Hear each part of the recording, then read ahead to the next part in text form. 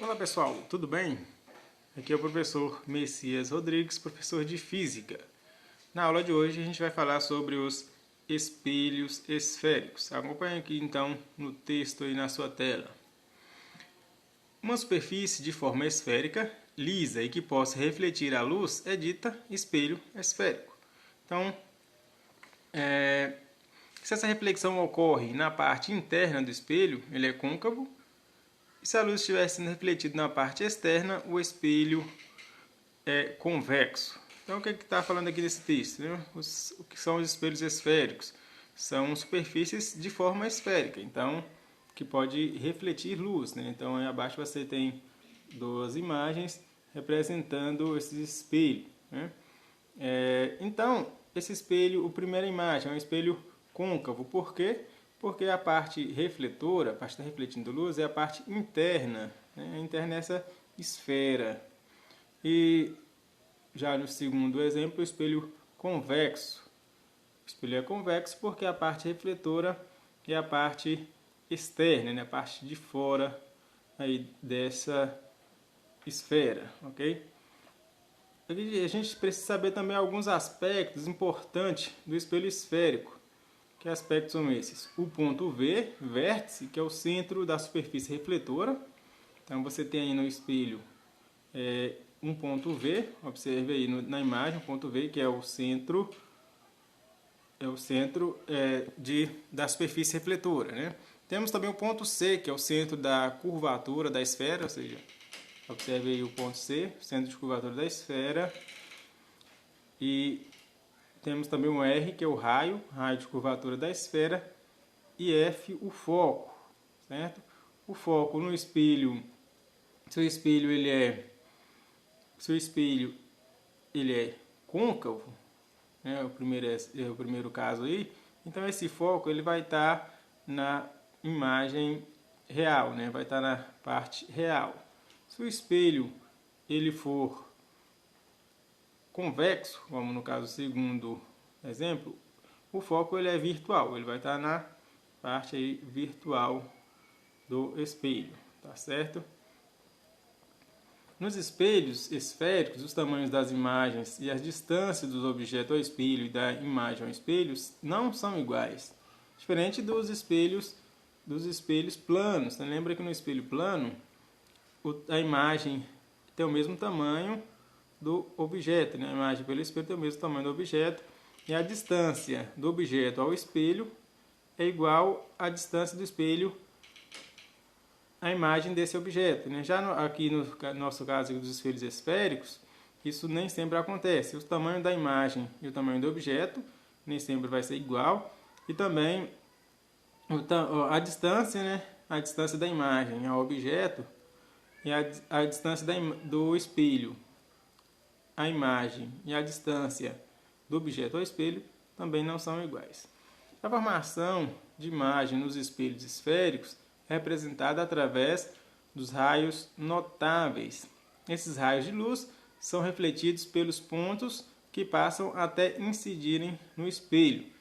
Então eu vou mostrar aqui para vocês quais são esses raios notáveis, como a gente faz essa construção.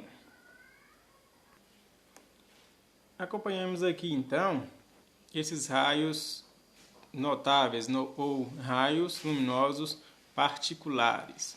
Para construir a imagem de um objeto conjugado por um espelho esférico, utiliza-se alguns raios luminosos particulares, cuja direção é indicada pelas leis da reflexão. Então, essa direção, esses raios é determinado pelas leis da reflexão. Então, observe o comportamento desses raios de luz ao incidirem no espelho côncavo. No espelho convexo vai ser bem parecido. Vou falar aqui agora sobre o espelho côncavo. Então a gente tem aí na figura um espelho e representado por essa linha contínua vertical aí, né, que tem essas duas curvazinhas que representam um espelho côncavo, um espelho esférico, nesse caso particular côncavo.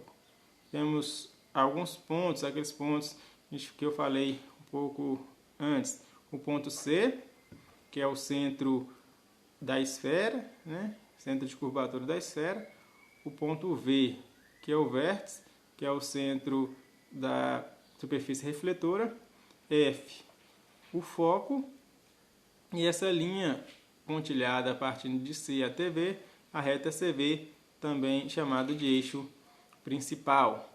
E essas semi-retas, esse eixos em vermelho com essas setas, são os raios de luz. Então, no primeiro caso aí, todo raio de luz que incide passando pelo centro de curvatura reflete sobre si mesmo. Então, se tem um raio de luz aí, observe a setinha partindo do que passou aí no caso pelo centro de curvatura, incidiu no espelho, ele vai refletir sobre ele mesmo, né? Isso é uma propriedade aí dos espelhos esféricos. A partir do centro de curvatura, vai incidir no espelho e vai refletir novamente no centro de curvatura. No segundo caso, todo raio de luz que incide paralelamente ao eixo principal reflete passando pelo foco principal. Então, se esse raio de luz está incidindo aí no espelho de forma que é paralelo ao eixo principal, né? Então esse raio de luz está sendo paralelo ao eixo principal. Sempre que acontecer isso, ele vai incidir no espelho e vai refletir passando pelo foco principal, né? Então, independente se esse raio de luz, como está no exemplo aí, esse em vermelho, né, que está indo em direção ao espelho, se ele está mais próximo da reta CV, se ele estiver mais longe, independente, o reflexo dele, que é essa linha mais abaixo, vai passar, essa linha em vermelho, né, vai passar sobre o foco principal, sobre esse ponto F aí. O outro caso, todo raio de luz que incide no espelho passando pelo foco principal reflete paralelamente ao eixo principal. Então, nesse caso aqui, é o contrário da anterior, né? Então, se o raio de luz está passando pelo foco principal e incidiu no espelho, ele vai refletir paralelamente ao eixo principal, né? É o que diz isso aí, o princípio da reversibilidade do raio de luz, né? Então, se ele passou pelo foco principal, incidiu no espelho, ele vai ser refletido paralelo ao eixo principal. E o último caso aqui, todo raio de luz que incide no vértice reflete-se de tal forma que o ângulo incidente e o de reflexão são iguais em relação ao eixo principal. O que está dizendo aqui? Então, se a gente tem um raio de luz que está incidido no vértice do espelho, então você vai essa linha vermelha aí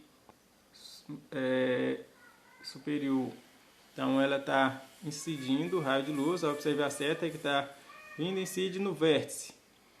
Sempre que acontecer isso, o reflexo dela vai ser de tal forma que o ângulo formado entre esse raio de luz incidente e o eixo principal sempre vai ser igual ao ângulo entre esse eixo principal e o raio refletido, né? Então, se você abrir mais esse ângulo, por exemplo, do raio incidente, vai também acontecer que o do raio refletido vai acontecer a mesma coisa, vai abrir o ângulo, porque sempre vai permanecer igual. A gente vai usar essas noções para fazer a construção, né, de uma imagem de um objeto conjugado por um espelho esférico.